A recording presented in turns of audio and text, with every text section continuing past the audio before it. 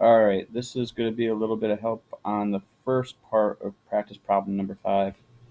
That is dealing with eyeballing correlation coefficients, R-squares. So I want to show you an example to kind of help you out with this. I want you to imagine I have a data set. Imagine that there's two pizza shops, okay? And in pizza shop number 1, the price per topping is always 25 cents. Okay, so you can really easily predict what the price would be based on toppings. Pizza shop number 2, the price varies, so there's cheaper toppings, there's medium price, there's more expensive toppings. So if I graph this first one and make it into a scatter plot, say,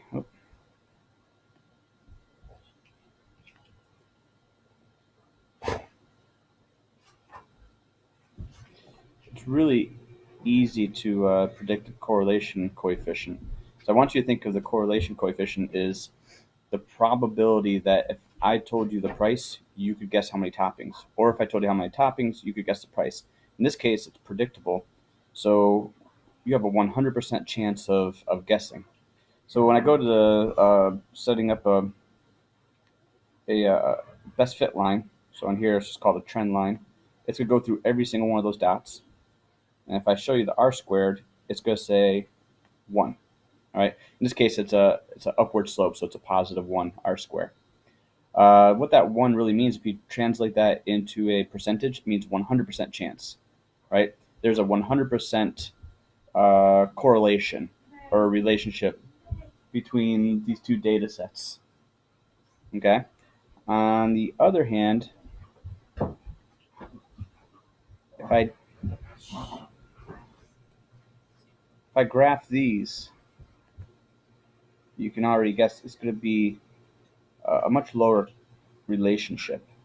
See, what's showing here is the base price with no toppings is $10, but once you put one topping on, it could be as low as $10.25 or as high as 11.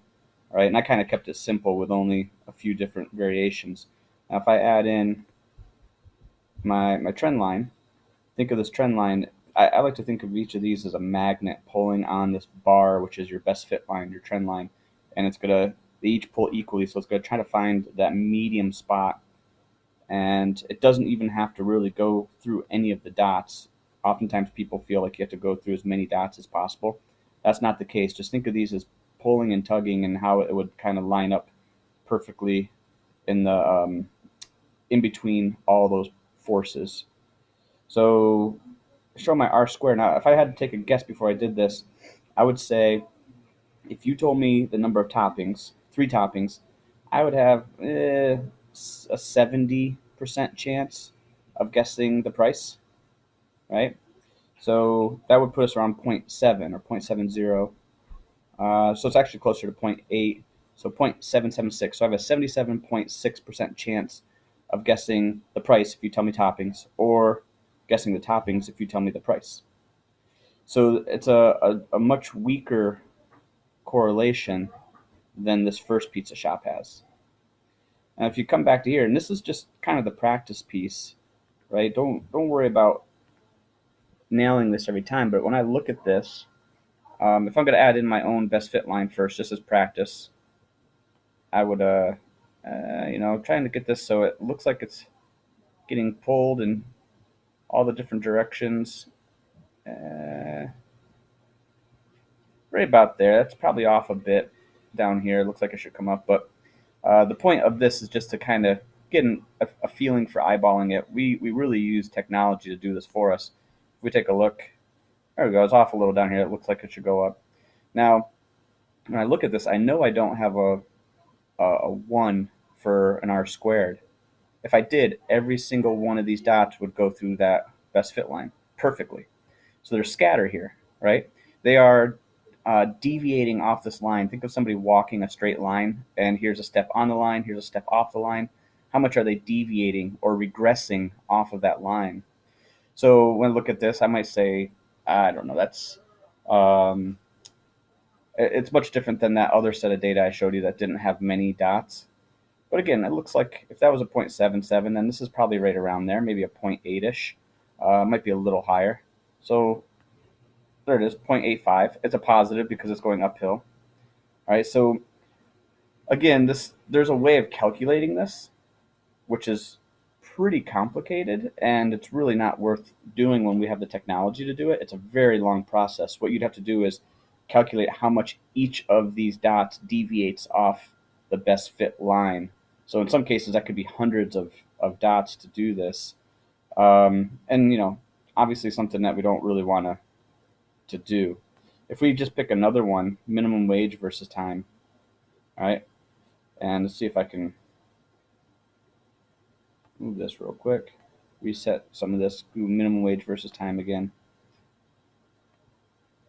Now that's everywhere. I mean, this is a tough one to figure out the best fit line.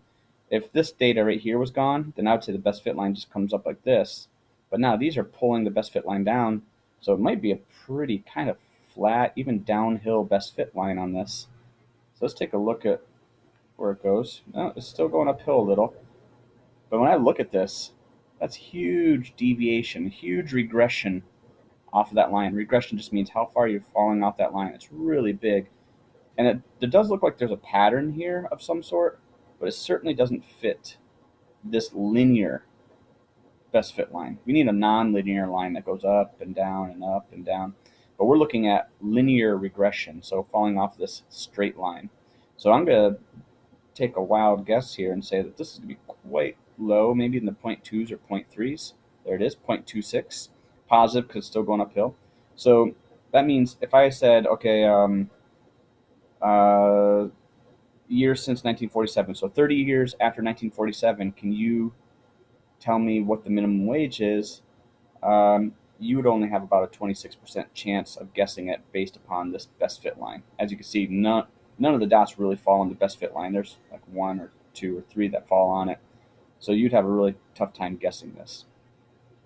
So hope this has helped sort that out a little bit. The main focus of this wasn't being right about the regressions, but just seeing, kind of testing yourself and seeing if you could come somewhat close.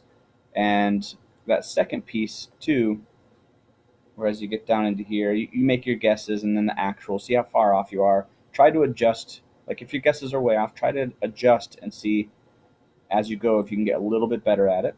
Always knowing that in the back of your head, you'll never have to really guess R squares. All right. What you will be able to, should be able to do though is be able to look at some of these and just say, okay, let me grab another one. Internet users versus time. There definitely looks like a pretty strong relationship there. So I'm going to guess that the R square is going to be close to 1. There it is, 0.94. Okay. So being able to guess that versus something that looks completely random, like the dots are just everywhere. Maybe life expectancy versus TVs. I'm not sure. Yeah, that looks a bit random, right?